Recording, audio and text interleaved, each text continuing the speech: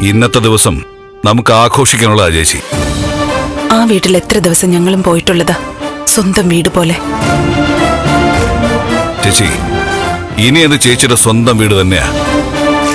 Bank ലേലം വിളിക്കുമ്പോ നമ്മളത് പിടിക്കും. എല്ലാം കൃത്യമായിട്ട് ഏർപ്പാടാക്കിയിട്ടുമുണ്ട്. അതെ, ചന്ദ്രോത്ത് എനിക്ക് വേണം. മീരയുടെ ആത്മാവ് അവിടെയുള്ളത്. അവിടെയാ അവസാനമായിട്ട് അവൾ അണിഞ്ഞൊരുങ്ങിയത്. അവിടെയാ അവൾ കണ്ണടച്ചത്. ആ വീട് നീ എനിക്ക് വാങ്ങിത്തരണം. വാങ്ങും ചേച്ചി. അവരാ വീട്ടിൽ നിന്ന് ഇറങ്ങിയതുപോലെ നമ്മൾ ആ വീട്ടിലേക്ക് കയറും. നാട് മുഴുവൻ അലഞ്ഞു നടക്കണം അവര്. എന്റെ ബാലുവിന്റെ ജീവനെടുത്ത സിദ്ധാർത്ഥനും കുടുംബവും ഗതി കിട്ടാതെ അലയണം. ആന്റി, ഇന്നത്തെ ദിവസം നമുക്ക് ആഘോഷിക്കണം. ആന്റി സമ്മതിച്ചാലും ഇല്ലെങ്കിലും ഡിന്നറിന് ഹെവി ഫുഡ് ഓർഡർ ചെയ്യാം. ഇന്നല്ലെങ്കിൽ പിന്നെ എന്നാ ആന്റി നമ്മൾ അടിച്ചു പൊളിക്കാൻ പോകുന്നേ? എല്ലാം നിങ്ങൾ തന്നെ തീരുമാനിച്ചാൽ മതി.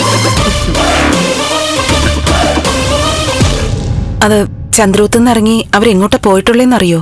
ഇല്ല, അതറിഞ്ഞിട്ട് വേണം അടുത്ത നീക്കങ്ങൾ നടത്താൻ. ആന്റി വന്നേ, ഇന്നത്തെ പരിപാടികൾ പ്ലാൻ ചെയ്യണ്ടേ? വാ. അല്ല ആന്റി, നമുക്ക് ഫുഡ് എവിടെ നിന്ന് ഓർഡർ ചെയ്യാം? ആയല്ലോ.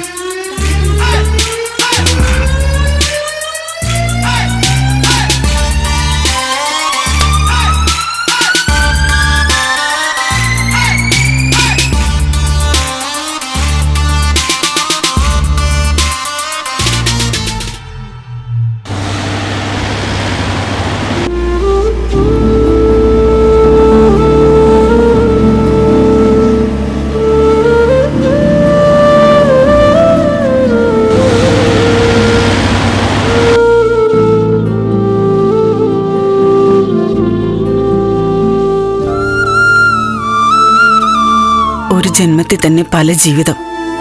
അതാ അവളിപ്പോ അനുഭവിച്ചുകൊണ്ടിരിക്കുന്നത്. വീഴ്ച എന്ന് പറഞ്ഞാ ഇങ്ങനെയുണ്ടോ?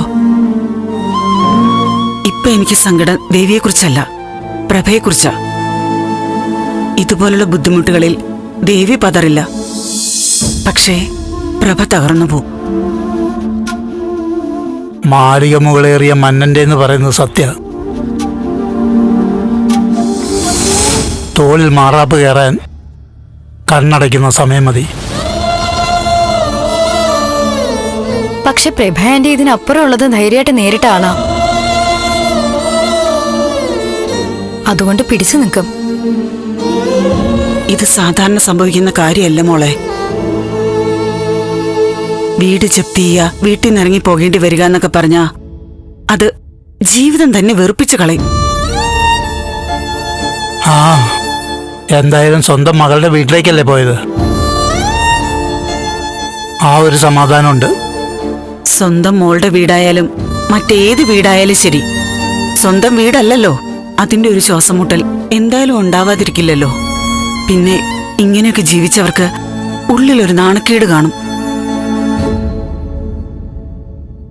ആരുടെയെങ്കിലും ഔദാര്യത്തിൽ കഴിയുന്ന പോലെയല്ലേ അത്?